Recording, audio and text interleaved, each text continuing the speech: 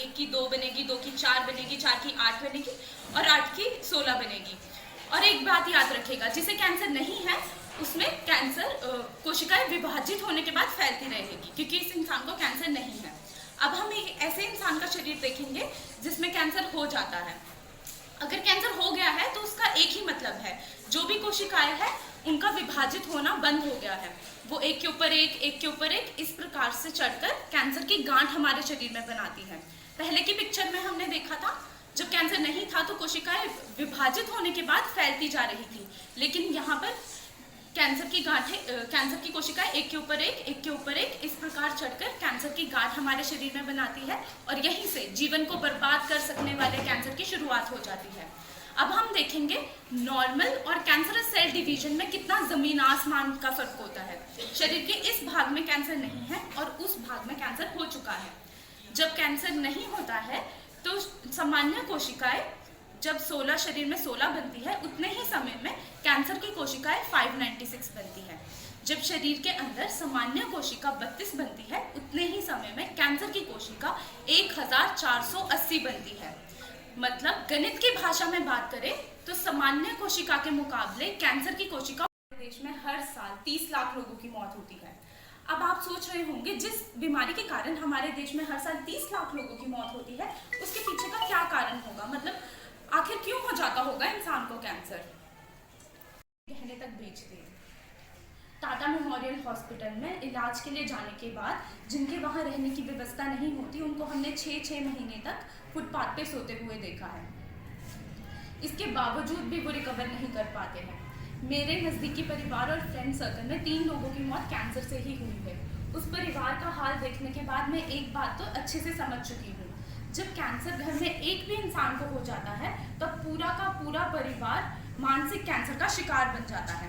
लेकिन जब मैं सेम प्रेजेंटेशन मेडिकल फील्ड के विद्यार्थियों के बीच में देने जाती हूँ तब वहाँ सबके हाथ मेरे साथ ऊपर होते हैं। वहाँ सबके हाथ मेरे साथ ऊपर होने के पीछे क्या कारण हो सकता है? यही कि वहाँ सब एक बेसिक सत्य से पूरी तरह जागरूक है। वो बेसिक सत्य क्या सिखाता है? Every man born with a cancerous cell. हर इंसान के शरीर में जन्म से ही कैंसर का बीज आ चुका होता है। वो बीज अभी मेरे शरीर के अंदर भी है और हम सबके शरीर के अंदर भी है। अब आपके मन में सवाल होगा कि मैडम अगर वो बीज सबके शरीर के अंदर है तो धरती पर सबकी मौत कैंसर से क्यों नहीं होती? कैंसर से ही होनी चाहिए थी ना। लेकिन ऐसा होता है क्या? नहीं। सबके शरीर में कैंसर के बीज होने के बाद भी सबकी मौत कैंसर से क्यों नहीं होती? इसको समझने के लिए हम इस स्लाइड को समझ लेते हैं। ये धरती के अंदर का एक बीज है। अब इस बीज का ऐसा पौधा बनने के लिए इस बीज को किन किन चीजों की आवश्यकता होगी? हवा चाहिए, पानी चाहिए, सूर्य प्रकाश चाहिए, खाद चाहिए। लेकिन अगर एक ही शब्द में जवाब देना हो तो क्या बोलेंगे? प्रॉपर एनवायरनमेंट चाहिए। और जिस दिन धरती के अंदर के इस बीज को प्रॉपर वातावरण मिल जाता है इसका ऐसा पौधा जरूर बनेगा। सेम प्रोसेस हमारे शरीर में भी होता है। ये जो रेड कलर की आप देख रहे हैं ये हमारे शरीर की अरबों खरबों कोशिकाएं हैं। इन अरबों खरबों कोशिकाओं में ये एक कोशिका हरे रंग की है। मान लीजिए ये कैंसर का बीज है। अब कुछ लोगों के जीवन में क्या होता है, इस कैंसर के बीज का एक खतरनाक कैंसर बन सकता है जो परिवार को बर्बाद कर दे। अब आपके मन में सवाल होगा इस बीज का ऐसा कैंसर बनने के लिए इस बीज को किन किन चीजों की आवश्यकता होगी? अगर एक ही शब्द में जवाब देना हो तो इस बीज को किस चीज की आवश्यकता होगी? प्रॉपर वातावरण की। अब आप लोग समझ ही गए होंगे कि जिस कारण से इंसान को कैंसर होता है उसका बीज हम लोगों के शरीर में जन्मजात ही आ चुका होता है। बस उसे देरी किस चीज की रहती है? वातावरण। एग्जैक्टली, एनवायरनमेंट की। और जिस दिन उसे प्रॉपर एनवायरनमेंट मिलता है, फिर चाहे वो KG1 KG2 का बच्चा हो या 20-22 साल का नौजवान हो, वो कैंसर का पेशेंट जरूर बन जाता है। अब आपके मन में सवाल आ रहा होगा कि इस बीज को ऐसा कैंसर बनने के लिए वातावरण कौन देता होगा? इसे वातावरण 2 फैक्टर्स देते हैं। वो 2 फैक्टर्स हम आगे डिस्कस करेंगे, उससे पहले हम इसे समझ लेते हैं। ये है स्टेजेस ऑफ कैंसर। हमारे शरीर में कैंसर की शुरुआत यहाँ से होती है जिसे कहते हैं सेल्स विद जेनेटिक म्यूटेशन। इस स्टेज में क्या होता है? जन्मजात कैंसर का बीज हमारे शरीर में आ चुका होता है और जब उससे प्रॉपर एनवायरनमेंट मिलता है कैंसर हमारे शरीर में हो चुका होता है। कैंसर तो हमारे शरीर में हो चुका होता है, लेकिन इस स्टेज में कोई भी दर्द, तकलीफ या पीड़ा ना होने ही नहीं चलता। जीरो लेवल का कैंसर होने की वजह से हमें पता ही नहीं चलता। अब आप मुझे बताइए, जिस बीमारी से ना तो कोई दर्द हो, ना तो कोई तकलीफ हो, ना तो कोई पीड़ा हो, उसे लेके हम डॉक्टर के पास जाएंगे क्या? नहीं। कैंसर तो हमारे यहाँ हो चुका होता है, लेकिन कोई दर्द तकलीफ पीड़ा ना होने के कारण हम इसे इग्नोर कर देते हैं। नतीजा, कैंसर बढ़ते बढ़ते फर्स्ट स्टेज में पहुंच जाता है। जब कैंसर यहाँ फर्स्ट स्टेज में पहुंचता है तब इसके कुछ चेतावनी भरे लक्षण हमारे शरीर में दिखना शुरू हो जाते हैं। लेकिन हमारे देश की एक दुखद कहानी है। हर साल 30 लाख लोगों के मरने के बाद भी हमारे देश में इस बीमारी के प्रति जागरूकता 1% भी नहीं है। हमारे देश में कैंसर के पेशेंट की कहानी कुछ इस प्रकार है कि कई कैंसर के पेशेंट जागरूकता के अभाव के कारण इसे सामान्य बीमारी समझ लेते हैं। कैंसर तो हमारे यहाँ हो चुका होता है, लेकिन कैंसर को ना समझने के कारण, कैंसर को कोई सामान्य बीमारी के समझने के कारण सामान्य डॉक्टर के पास जाके दवा कराने में वक्त ज़ाया कर देते हैं। नतीजा, कैंसर बढ़ते बढ़ते सेकंड स्टेज, थर्ड स्टेज और कभी कभी फोर्थ स्टेज में भी पहुंच जाता है। जब कैंसर यहाँ फोर्थ स्टेज के आसपास या उसके पार पहुंच जाता है तो कैंसर इन्वेसिव हो जाता है।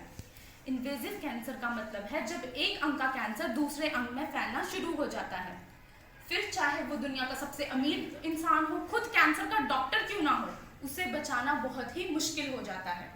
लेकिन मैं आप लोगों को एक बात बताना चाहूंगी, कैंसर मौत का वारंट नहीं है। Cancer is 100% curable. कैंसर को पूरी तरह से ठीक किया जा सकता है। बस शर्त एक है कि इसका पता हमें अर्ली स्टेज में लगना चाहिए, क्योंकि जब कैंसर 0 to 1st स्टेज के बीच में होता है वो एक छोटे से पौधे के समान में होता है जिसे आसानी से उखाड़ के फेंका जा सकता है। लेकिन जब cancer 2nd to 3rd stage, जब 1st to 2nd स्टेज के बीच में पहुंच जाता है तब कैंसर थोड़ा बड़ा हो जाता है, वो पौधा थोड़ा बड़ा हो जाता है। उसे उखाड़ने में थोड़ी तकलीफ होती है, पैसा ज़्यादा लग सकता है, तकलीफ ज़्यादा हो सकती है, लेकिन यहाँ भी इंसान की जान को बचाया जा सकता है।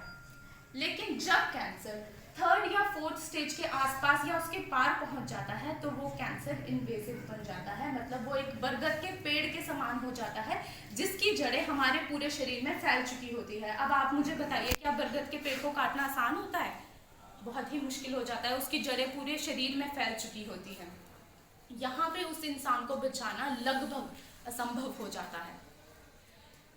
अब इसके बाद तो आप समझ ही गए होंगे कि जब भारत में 10-15 लोगों को कैंसर होता है, उसमें से 8-9 लोगों की मौत तो 4-6 महीने में ही हो जाती है।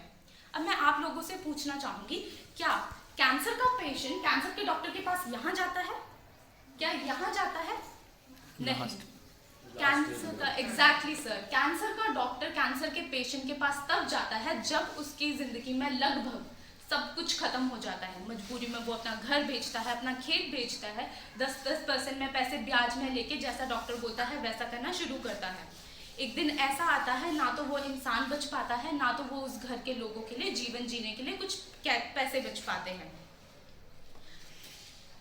अब मैं आपको बताना चाहूँगी कि जब कैंसर यहाँ फर्स्ट स्टेज में होता है तब उसके कौन कौन से चेतावनी भरे लक्षण हमारे शरीर में दिखाई दे सकते हैं। पहला है आंत या मूत्राशय की नियमित क्रिया में परिवर्तन आना, बार बार कब्ज होना। कैंसर का एक शब्द से बड़ा ही गहरा संबंध है और वो शब्द क्या है? बेवजह, विदाउट एनी रीजन। जैसे ना तो हमारे घर में ऐसा कुछ बना था, ना तो हम किसी सार्वजनिक भोजनालय में गए थे, ना तो हमारे घर में किसी की शादी थी या कुछ भी था, इसके बाद भी बार बार पेट में कब्ज हो रही है। कभी हल्का, कभी तेज, कभी असामान्य दर्द हो रहा है। पेशाब रुक रुक के आ रही है, पेशाब करते हुए जलन हो रही है, पेशाब का रंग बदलते जा रहा है। इस प्रकार की समस्या से जो भी परेशान है तुरंत डॉक्टर को दिखाइए, क्योंकि ये कोलोरेक्टल कैंसर के लक्षण माने जाते हैं। उसके बाद है शरीर पर कभी भी ना सूखने वाला घाव, मुंह के अंदर, जीभ पर, गाल पर अगर नॉर्मल छाला आ गया है तो आप बताइए कितने दिन में सूख जाना चाहिए? 8 से 10 दिन में, एग्जैक्टली सर। लेकिन एक ऐसा छाला जो कम से कम 1.5 महीने से है, छाले से खून आता है, छाले से पस आती है और गर्म पानी छाले के दर्द को बढ़ा देती है, तो इस प्रकार के छाले की बायोप्सी जरूर करा लेनी चाहिए, क्योंकि ये मुंह के कैंसर के लक्षण माने जाते हैं। असामान्य खून का बहना, शरीर के किसी भी हिस्से से बार बार खून आ रहा है, जैसे कि पाइल्स या फिसर की बीमारी नहीं है, इसके बाद भी लैट्रिन करते समय खून आ रहा है, महिलाओं में पीरियड्स की तारीख नहीं है, फिर भी बीच में ही ब्लीडिंग हो रही है, महिलाओं की पीरियड्स की तारीख हमेशा बदलती रहती है, कभी 3-3 महीने तक पीरियड्स नहीं आते। इस प्रकार की समस्या से जो भी महिला परेशान है, अच्छे गायनिक डॉक्टर को जरूर दिखाए, क्योंकि ये गर्भाशय कैंसर के लक्षण माने जाते हैं। लंबे तक निगलने में कठिनाई होना, शरीर में कहीं पर भी गांठ। अब आप मुझे बताओ, कोई भी गांठ कैंसर की होती है क्या? नहीं, हर गांठ कैंसर की नहीं होती, लेकिन एक ऐसी गांठ जो पत्थर की तरह कड़क हो जाए, गांठ को छूने से सुई चुभने जैसा दर्द हो और गांठ के आसपास का रंग बदलने लगे, तो इस प्रकार के गांठ से हमेशा सतर्क रहिएगा, ये कैंसर की गांठ होने की संभावना मानी जाती है। इसके बाद कब्जियत या भूख में कमी। एक ऐसा इंसान जो पहले 6-6 रोटी आसानी से पचा लेता था, लेकिन आज 2 रोटी भी नहीं पचा पाता है। कुछ खाया नहीं कि पेट फूला फूला लगता है, कब्जियत होने लग जाती है, छाती के बीच में जलन सी होने लग जाती है। तो इस प्रकार के इंसान को भी अपना लीवर फंक्शन टेस्ट जरूर कराना चाहिए, क्योंकि ये लीवर कैंसर के फंक्शन माने जाते हैं। त्वचा पर के तिल या फुंसियों में परिवर्तन। अगर तल हाथ में तिल है, हथेलियों में तिल है, तो भविष्यकार का क्या कहते हैं कि इंसान बहुत भाग्यशाली है, रातों रात अमीर बन सकता है। लेकिन अगर वही तिल कैंसर का निकल गया, तो जितना पैसा पूरे परिवार ने नहीं कमाया है, उससे ज्यादा खर्च करने के बाद भी उस इंसान की जान नहीं बच पाती है। खांसी सताना या आवाज बैठ जाना, दर्दनाशक दवा लेने पर भी दर्द का बने रहना। शरीर में 3 तरह के दर्द को कभी भी नजरअंदाज नहीं करना चाहिए। गर्दन से लेके कंधों तक का तेज दर्द, कमर में होने वाला बार बार दर्द और घुटनों में नीचे खींचे समान होने वाला दर्द। इस प्रकार के दर्द हमारे शरीर में कहीं पर भी है और पेन किलर लेने के बाद भी ठीक नहीं हो रहे हैं, तो एक बार अपनी हड्डियों की जांच जरूर कराइएगा, क्योंकि ये बोन कैंसर के लक्षण जरूर माने जाते हैं। दिन भर कपकपी लगना, नींद में हद से ज्यादा पसीना आना, ये भी ब्लड कैंसर के लक्षण माने जाते हैं। बेवजह मिर्गी आना, जैसे कि हमें कभी मिर्गी आई ही नहीं, उसके बाद भी बेवजह मिर्गी आना, सिर में तेज दर्द होना, दिन भर जी मचलाते रहना, अचानक चलते बोलते चक्कर आ जाना, आंखों के सामने अचानक अंधेरा छा जाना। इस प्रकार की समस्या किसी के साथ भी है, तो मैं उनसे हाथ जोड़ के रिक्वेस्ट करना चाहूँगी, अपने घर का सदस्य मान के उनसे रिक्वेस्ट करना चाहूँगी कि हाथ में जितने भी अर्जेंट काम क्यों ना हो, अच्छे डॉक्टर के पास जाए, उनकी सलाह से ब्रेन का CT स्कैन जरूर कराए, क्योंकि ये ब्रेन ट्यूमर के लक्षण माने जाते हैं। लेकिन लगभग 12 सालों से हमारी टीम अलग अलग गांव में जाके लोगों को निःशुल्क ट्रेनिंग दे रही है, जहाँ पे लोगों को बताते हैं कि कैंसर से किस प्रकार बचा जा सकता है। इस विशाल मुहिम में 1-to-1 लाखों लोगों के साथ इंटरेक्ट करने के बाद हमें एक बात सामने आई है कि आजकल कैंसर से भी 10 गुना बड़ी बीमारी देखी जा सकती है। अब आप सोच रहे होंगे कि कैंसर से 10 गुना बड़ी बीमारी कौन सी हो सकती है? वो बीमारी है खुद की बीमारी को छुपाने की बीमारी, जो कि कैंसर से भी 10 गुना बड़ी है। अब मान लीजिए कि आप अपनी गाड़ी से रास्ते में जा रहे हैं और अचानक से आपकी गाड़ी से खड़ खड़ खड़ खड़ ऐसी आवाज आनी शुरू हो जाती है, तो सर आप क्या करेंगे? गाड़ी को रोकेंगे। आपने गाड़ी को क्यों रोका? आपने गाड़ी को इसलिए रोका क्योंकि गाड़ी की आवाज सुनते ही आपको समझ में आ गया था कि मेरी गाड़ी बीमार हो चुकी है। अब आपको समझ में आ गया है कि मेरी गाड़ी बीमार हो गई है, इसके बाद भी आप गाड़ी को नहीं रोकते, उसका इलाज नहीं कराते, उसे खींच तान के चलाते रहते हैं, तो आगे जाके क्या हो सकता है? क्या हो सकता है? एक बड़ा एक्सीडेंट हो सकता है। इस 2-4 लाख की गाड़ी के प्रति हमारे देश का हर एक इंसान परिपूर्ण जागरूक नजर आता है। जैसे ही गाड़ी की खड़खड़ाहट सुनता है, तुरंत गाड़ी को रोकता है। लेकिन जो मैंने यहाँ से यहाँ तक बताया, ये क्या है? ये हमारे शरीरी रूप नाम की गाड़ी की खड़खड़ाहट है। हमने ऐसे कई पढ़े लिखे लोग देखे हैं जिनके शरीर में ऐसी खड़खड़ाहट 6-6 महीने से चल रही है, उसके बाद भी वो क्या करते हैं? अपने सेहत को नजरअंदाज करते हैं, अपनी बीमारी को छुपाने का काम करते हैं। लेकिन जो बीमारी आप छुपा रहे हैं, अगर उसी में कैंसर छुप के बैठा होगा तो क्या हो सकता है? हमारी जिंदगी ऐसे खतरनाक भंवर में जाके फंस सकती है, जहां एक इंसान का कैंसर घर के सभी लोगों को मानसिक कैंसर का शिकार बना सकता है, जहां एक इंसान का कैंसर घर के सभी लोगों को दिन में तारे दिखा सकता है, करोड़पति परिवार को रोडपति बना सकता है। ये पिक्चर जो आप स्क्रीन में देख रहे हैं, आज से 15-20 साल पहले ये उन लोगों की बनती थी जो अपनी जिंदगी का 70-80% जी चुके होते थे।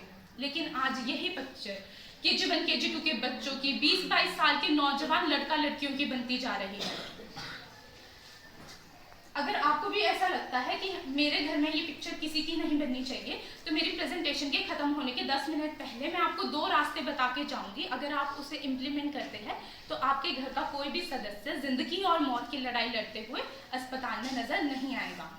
लेकिन उन 2 रास्तों को डिस्कस करने से पहले कैंसर कैंसर कैंसर, ये इंसान के एक अंग से ज्यादा अंग में कैंसर की गांठ बन जाएगी तो उसके 2-4 अंगों को काटना मुमकिन है क्या?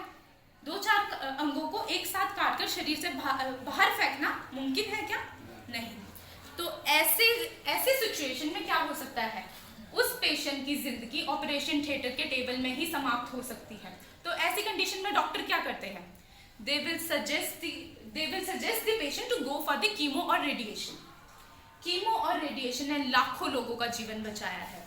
लेकिन वे लोग कौन थे? वो लोग थे जिनके कैंसर का पता अर्ली स्टेज में ही लग गया था। लेकिन हमारे देश की एक दुखद कहानी है। हमारे देश में कैंसर का पता लगने में सिर्फ देरी नहीं होती बल्कि बहुत देरी होती है। मजबूरी में डॉक्टर को कीमो की साइकिल को बढ़ाना पड़ता है, जो कि हो सकती है 15 साइकिल, 20 साइकिल, 25 साइकिल, 30 साइकिल तक भी हो सकती है।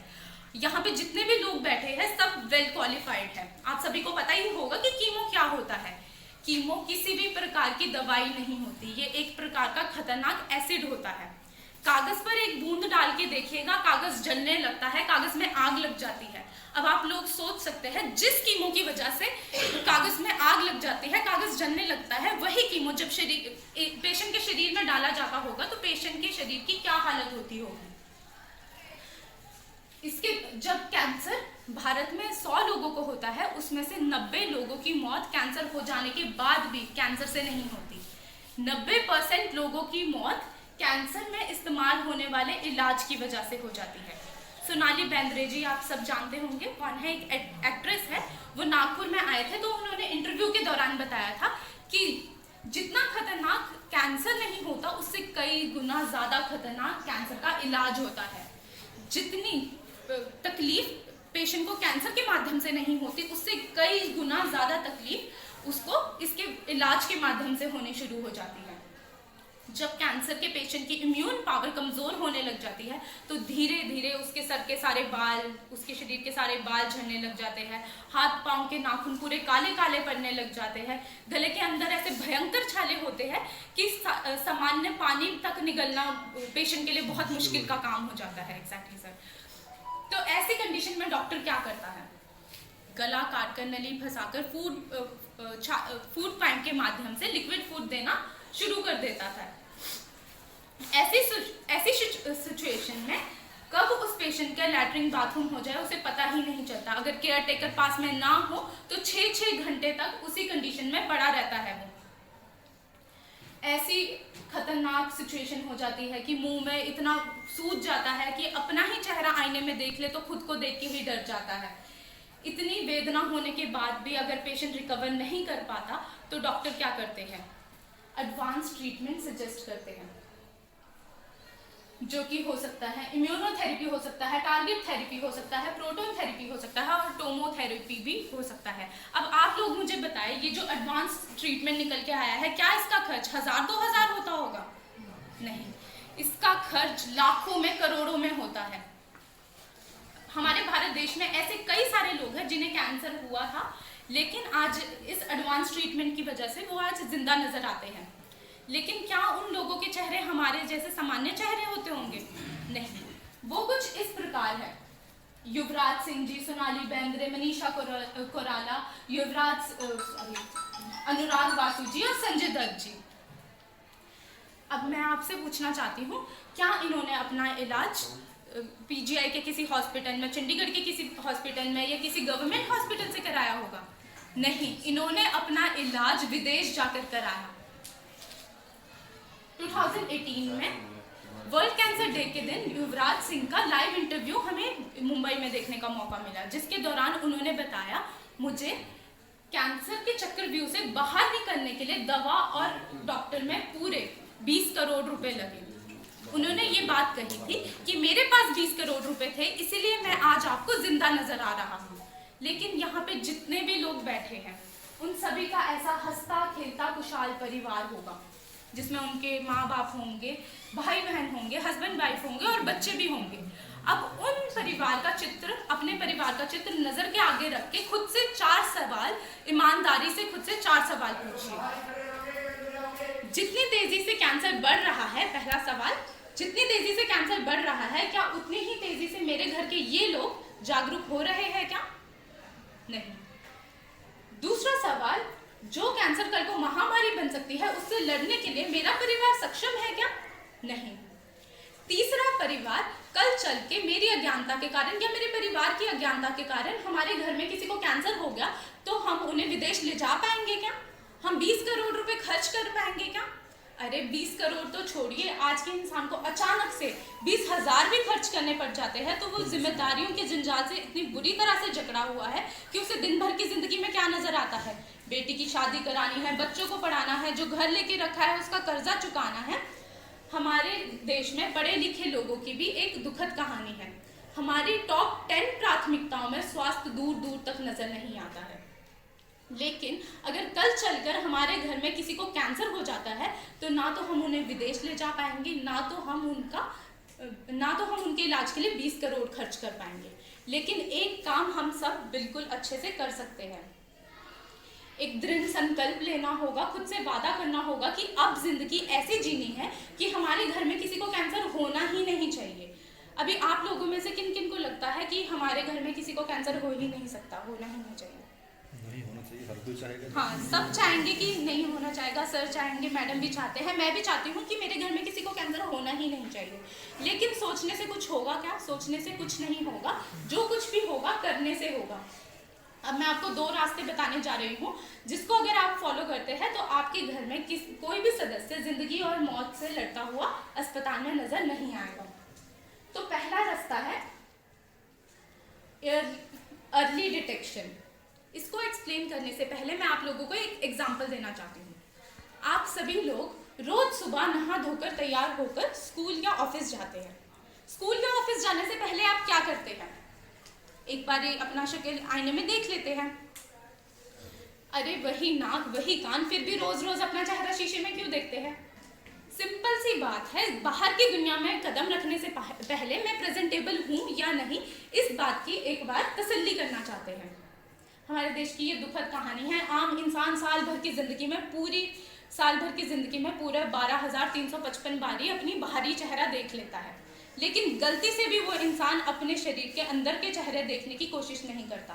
समाज में ऐसे कई सारे लोग हैं जिनका अचानक से पेट में दर्द, पीठ में दर्द, सर में दर्द, रात को नींद नहीं आती, दिन भर भूख नहीं लगती, इसके बाद भी कभी गंभीरता से नहीं सोचते कि मेरे शरीर में कोई प्रॉब्लम तो नहीं, मेरा हार्ट कैसा है, मेरी किडनी कैसी है, मेरे पेट में कोई गांठ तो नहीं बन रही। ये देखने के लिए वो इंसान गलती से भी अपने शरीर में झांकने की कोशिश नहीं करता है। अब आपको लगता है कि कैंसर होना ही नहीं चाहिए, तो साल में एक बार तो अपने शरीर के अंदर झांकना ही होगा, आईना देखना ही होगा, होल बॉडी चेकअप करवाना ही होगा। साल में एक बार तो होल बॉडी चेकअप कराना ही होगा। आपके घर में 18 साल से ऊपर जितने भी लोग हैं, उनका जन्मदिन का केक काटने से पहले होल बॉडी चेकअप अनिवार्य समझ के जरूर कराया करिए। अब होल बॉडी चेकअप के अंतर्गत हजारों टेस्ट है, लेकिन कैंसर से बचने के लिए कौन कौन से टेस्ट है वो मैं आपको बताने जा रही हूँ। आप चाहे तो नोट कर सकते हैं। Complete blood test, urine creatinine, serum creatinine. कोई भेज नहीं सकते पीडीएफ वगैरह, मोबाइल पे शेयर हो जाएगा। मैं आपको एंड में नोट करा दूंगी, अभी मैं आपको ऐसे ही बता दूंगी। पहला है complete blood count, fasting sugar और post meal sugar, serum creatinine, lipid profile, chest x ray, liver function test, kidney function test और होल बॉडी एब्डोमिनल सोनोग्राफी।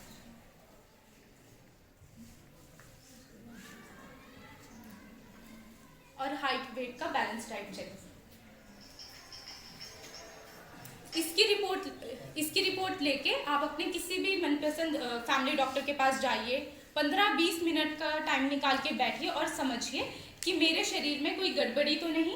अगर छोटी सी भी गड़बड़ी दिखती है तो उसे नज़रअंदाज बिल्कुल ना करें। अगर वही गड़बड़ी कैंसर से जुड़ी हुई हो तो 6 महीने के अंदर ही हमारा जीवन बर्बादी के रास्ते पे जा सकता है। सेकंड रास्ता है टोटल बॉडी डिटॉक्सिफिकेशन। ये क्या होता है? संपूर्ण शरीर का शुद्धिकरण कराना होता है। क्यों कराना चाहिए? क्योंकि अब हम सब जानते हैं कि हमारे शरीर में जन्मजात ही कैंसर का बीज आ चुका है। अब उसे कैंसर बनने के लिए किस चीज़ की ज़रूरत होती है सर?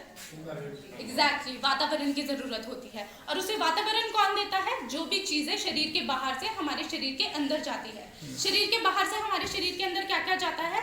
खाना जाता है, पानी जाता है, हवा जाती है, और अच्छे या बुरे विचारों का भी प्रभाव हमारे शरीर में रोज डाला जाता है। अब हम सब जानते हैं, ना तो खाना शुद्ध है, ना तो पानी शुद्ध है, ना तो हवा शुद्ध है, इवन कुछ लोगों के तो विचार तक शुद्ध नहीं है।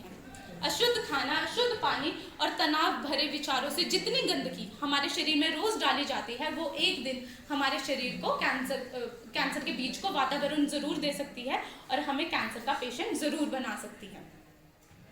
अब मान लीजिए कि आप 15 दिन के लिए पिकनिक में जा रहे हैं, आपने अपने घर को लॉक कर दिया। अब आप 15 दिन के बाद अपने घर वापस आते हैं, तो क्या आप उसी घर में उस कंडीशन में रह सकते हैं? नहीं। कहीं बहुत सी गंदगी होगी, कहीं चूहा मरा होगा, कहीं जाले लगे होंगे, तो सबसे पहले आप क्या करेंगे? सफाई करेंगे। एग्जैक्टली, सफाई करेंगे। एक जो ईंट, सीमेंट, पत्थर के बने घर की, जिसकी हम दिन में 2 बार सफाई करते हैं, जिसमें कोई जान भी नहीं है, लेकिन जिस घर में जान है, जिसकी बदौलत हमने अपने बच्चों को पढ़ाना है, अपने बुढ़ापे के लिए सेविंग्स इकट्ठी करनी है, बेटी की शादी करानी है, उसकी सफाई हम साल में कितनी बार करते हैं? 1 बार भी नहीं करते हैं। अब कैंसर ना हो तो इस घर की सफाई कम से कम साल में 2-3 बार तो करनी ही पड़ेगी। शरीर का शुद्धिकरण तो करना ही पड़ेगा।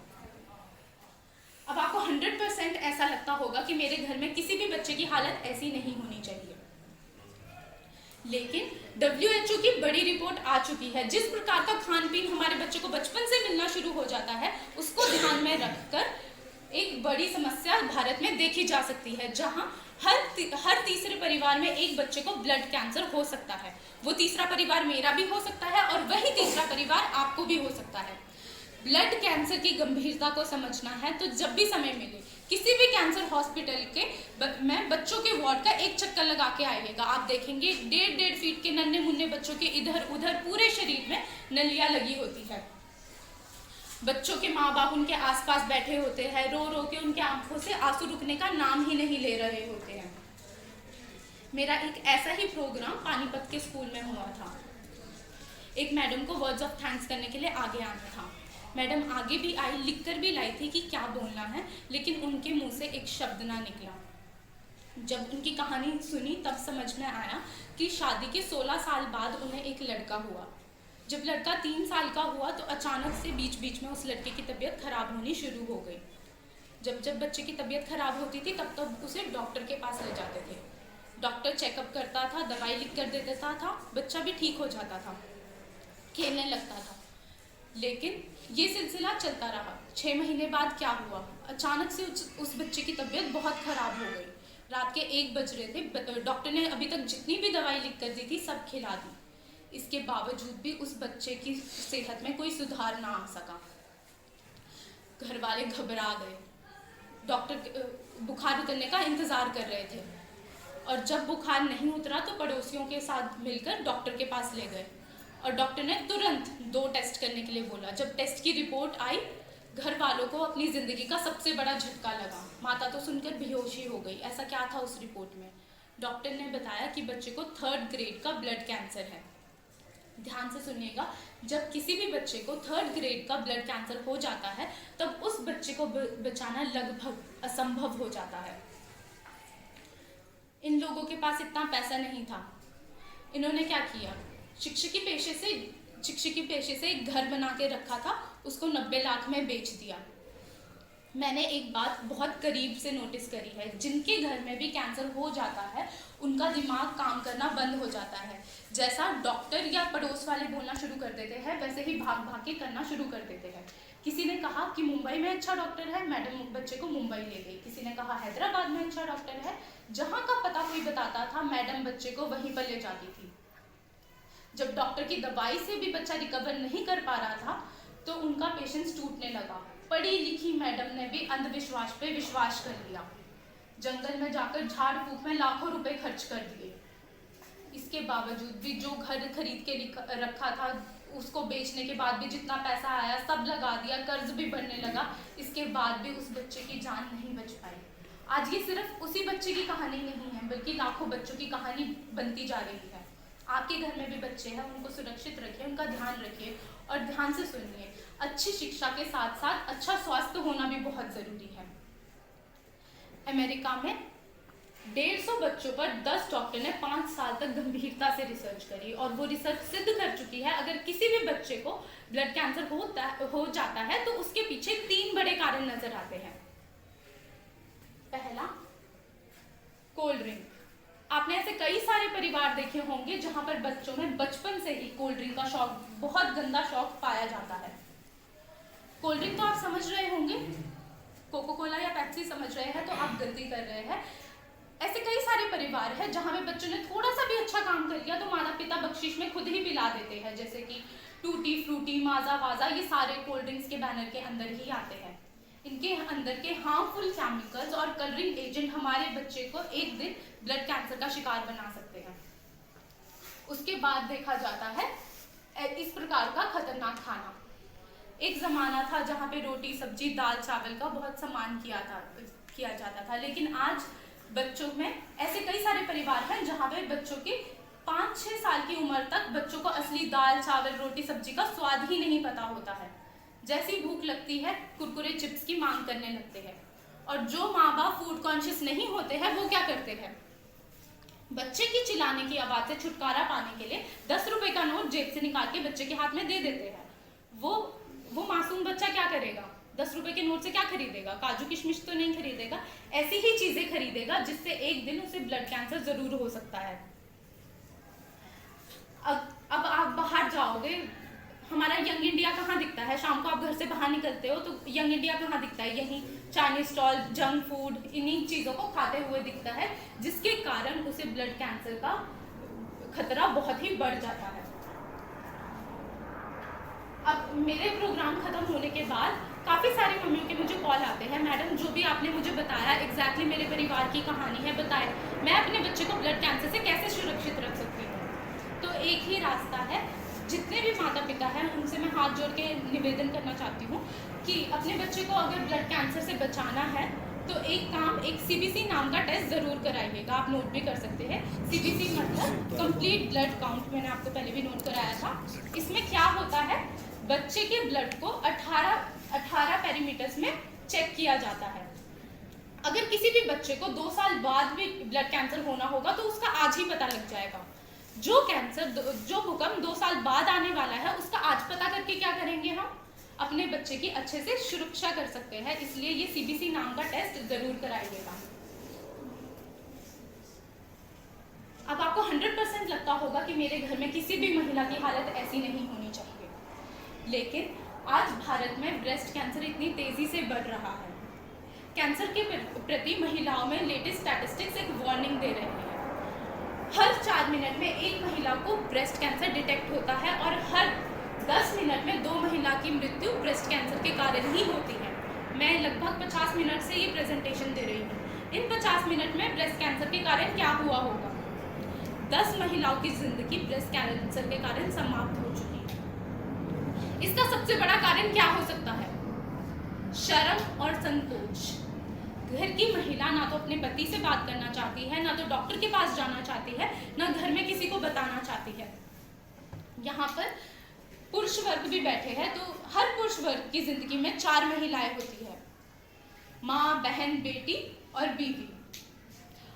अब किसी के भी जीवन में ये 10 मिनट का सफर ना आए तो मेरी एक रिक्वेस्ट है, शर्म और संकोच को थोड़ी देर के लिए बाजू में रखते हैं, क्योंकि आपने सुना ही होगा, जान है तो जहान है। ये महिला के ब्रेस्ट का एनाटॉमी है। अगर बाहरी हिस्से में, बाहरी लेयर में कोई गांठ या सिस्ट आ जाती है तो उसे नहाते समय या कपड़े चेंज करते समय छूकर स्पर्श के माध्यम से पता लगाया जा सकता है और उसे डॉक्टर के पास जाकर डिसॉल्व करवा सकते हो। लेकिन ये थी अपर टिश्यू की बात, लेकिन ज्यादातर गांठ डीपर टिश्यू में बनती है और वो चारों तरफ फैलना शुरू कर देती है। बाहर का हिस्सा लंबा और स्पॉन्जी होने के कारण वो आगे की तरफ धीरे से बढ़ती है और पीछे की तरफ ज्यादा तेजी से बढ़ती है। और ये जो रेड कलर का आप देख रहे हैं, ये रक्त नलिका है। अगर गलती से भी कोई कोशिका इस रक्त नलिका के अंदर चली जाती है तो वो हमारे पूरे शरीर में खुल्लम खुल्ला घूमना शुरू कर देती है और उसे शरीर के किसी भी हिस्से में प्रॉपर इन्वायरमेंट मिल जाता है तो उसी महिला के दूसरे हिस्से में दूसरा कैंसर हो जाता है। आपने कई बार सुना होगा कि ब्रेस्ट कैंसर के कारण उसको फेफड़ों का कैंसर भी हो गया और या उसका ब्रेन ट्यूमर के कारण उस महिला की मृत्यु हो गई। तो इसका सबसे बड़ा कारण क्या होता है? तीव्र मानसिक तनाव, एस्ट्रोजन की अधिक मात्रा। महिला, लड़की जब बड़ी होती है तो पढ़ाई की टेंशन, जब और बड़ी होती है तो जॉब ना मिलने की टेंशन, फिर और बड़ी होती है तो शादी, फिर उसके बाद की टेंशन। पूरा ग्राफ कैसे नजर आ रहा है? तनावपूर्ण, जिसके कारण एस्ट्रोजन नाम के हार्मोन्स ज़्यादा तेजी से रिलीज होते हैं, जिससे कि ब्रेस्ट कैंसर का खतरा दुगना हो जाता है। अविवाहित महिला, एक ऐसी महिला जो शादी ना करनी चाहती हो या जिसका विवाह 35 के बाद हुआ हो या उसका पहला बच्चा 35 के बाद हुआ हो, उसको भी ब्रेस्ट कैंसर का खतरा देखा गया है। विटामिन ए की कमी के कारण भी कैंसर का खतरा देखा गया है। पीरियड शुरू होने की एक स्पेसिफिक डेट होती है जो कि होती है 13 वर्ष के बाद की, लेकिन ऐसे आजकल ऐसी कई सारी लड़कियां हों जिनको पीरियड्स 13 वर्ष से पहले ही आ जाता है, तो इसे भी नज़रअंदाज नहीं करना चाहिए। एक बार अच्छे गायनिक डॉक्टर को ज़रूर दिखाना चाहिए क्योंकि ये भी ब्रेस्ट कैंसर के लक्षण माने जाते हैं। जैसे पीरियड शुरू होने की एक स्पेसिफिक डेट होती है, वैसी मेनोपॉज होने की भी डेट होती है जो कि होती है 51 ईयर्स की, मतलब कि 48 से 50 ईयर्स तक की। लेकिन एक ऐसी महिला जिसके पीरियड्स में मेनोपॉज 51 ईयर्स तक नहीं आता है तो ये भी एक कारण देखा गया है। उसके बाद स्तनपान की आनाकानी करना। आजकल महिलाएं कामकाजी होती है, जॉब करती है, बच्चों के लिए इतना टाइम नहीं होता है, ब्रेस्ट फीडिंग के लिए इतना टाइम नहीं दे पाती है। लेकिन मैंने ऐसी भी महिलाएं देखी है जो अवेलेबल भी होती है, इसके बावजूद भी वो बच्चों को बॉटल का दूध पिलाना ही प्रेफर करती है। ऐसी महिलाओं में भी ब्रेस्ट कैंसर का खतरा 10 गुना बढ़ जाता है। अनुवांशिकता, मतलब कि जैसे कि आपने देखा होगा कि एक ही घर में 3-3, 4-4 लोगों की मौत कैंसर के कारण ही हुई है। जैसे मेरी नानी को कैंसर था तो मेरी मम्मी को भी कैंसर हो सकता है, मेरी मम्मी को कैंसर था तो मुझे भी कैंसर हो सकता है। अब देखेंगे अब कि कौन कौन से चेतावनी भरे लक्षण शुरुआती तौर पे दिखाई दे सकते हैं। बाहों के नीचे गांठ बन जाती है, स्तनों और बगल में निरंतर दर्द होता है, निप्पल के अंदर की ओर जाना शुरू हो जाता है, निप्पल का आकार चेंज होने लगता है, उसमें से रिसाव या खून आना शुरू हो जाता है, स्तनों पर संतरे के गड्ढे समान छेद हो जाने शुरू हो जाते हैं, स्तन का आकार बदलने लगता है, स्तन पर रैशेज या छींटे आ जाने शुरू हो जाते हैं, स्तन में लक्षण है। उसके बाद देखा जाता है कि कभी भी इन लक्षणों को नजरअंदाज ना करिएगा, क्योंकि अगर गलती से भी एक भी ब्रेस्ट में कैंसर डिटेक्ट हो जाता है तो डॉक्टर के पास एक ही रास्ता बचता है उस ब्रेस्ट को रिमूव करने का। और जब एक ब्रेस्ट का कैंसर दूसरे ब्रेस्ट में पहुंच जाता है तो दोनों ही ब्रेस्ट को रिमूव करना पड़ता है। अब मैं आप लोगों से पूछना चाहूंगी, क्या दुनिया की कोई भी महिला इस प्रकार का चित्र अपने शरीर में बर्दाश्त कर पाएगी? नहीं। पहले तो आपने सिर्फ सुना होगा, देखा भी नहीं होगा कि 55 से 60 साल की उम्र की महिलाओं को ब्रेस्ट कैंसर हुआ करता था। लेकिन आज आप ये भी तो देख रहे हैं 20-20, 22-22 साल की लड़कियों को ब्रेस्ट कैंसर हो रहा है। तकलीफ तो सबको होती है, लेकिन जो 55 से 60 साल की उम्र की महिलाएं होती थी उन्होंने अपना जीवन जी लिया होता था, आधा जीवन जी लिया होता था, तो उनको इतनी तकलीफ नहीं होती थी। लेकिन आज 20-20, 22-22 साल की जो छोटी छोटी लड़कियों को कैंसर हो रहा है, जिनकी जीवन की अभी तक शुरुआत भी नहीं हुई है, उनका ऐसा चित्र बन जाता है तो क्या वो जीना पसंद करेगी? फैमिली और सोसाइटी का स्ट्रॉन्ग सपोर्ट ना हो तो वो लड़कियां डिप्रेशन में जाके सुसाइड का भी रास्ता ले सकती है। तो इसके लिए ऐसा चित्र हमारे घर में किसी भी महिला का, किसी भी बेटी का ना बने तो क्या करना होगा? सोनोमेमोग्राफी नाम का एक टेस्ट कराना होगा। सोनोमेमोग्राफी क्या होता है? ये एक डिजिटल एक्सरे होता है। अगर तूर दाल के 32वें हिस्से से भी छोटी गांठ या सिस्ट हमारे ब्रेस्ट में आ गई है, ध्यान रखिएगा, ये गांठ ना तो छूकर ना तो नजर आती है, लेकिन इस सोनोमेमोग्राफी नाम के टेस्ट से क्लियर कट नजर में आ जाती है नतीजा। इसका टाइम पर पता लगाया जा सकता है। फ्यूचर में सब महिला का जीवन बचाया जा सकता है और फ्यूचर में ब्रेस्ट रिमूव करने की भी नौबत नहीं आ सकती है। इसीलिए मैं यहाँ पे जितनी भी महिला बैठी है, मेरी उनसे हाथ जोड़ के रिक्वेस्ट है कि साल में एक बार तो ये सोनोमेमोग्राफी नाम का टेस्ट जरूर कराइएगा। और यहाँ पे जितने भी पुरुष वर्ग बैठे हैं उनसे भी मेरी रिक्वेस्ट है कि अपने घर में महिलाओं को जन्मदिन के दिन महंगी साड़ी गिफ्ट कीजिए, ज्वेलरीज गिफ्ट कीजिए, लेकिन ये सोनोमेमोग्राफी नाम का टेस्ट भी जरूर कराइएगा।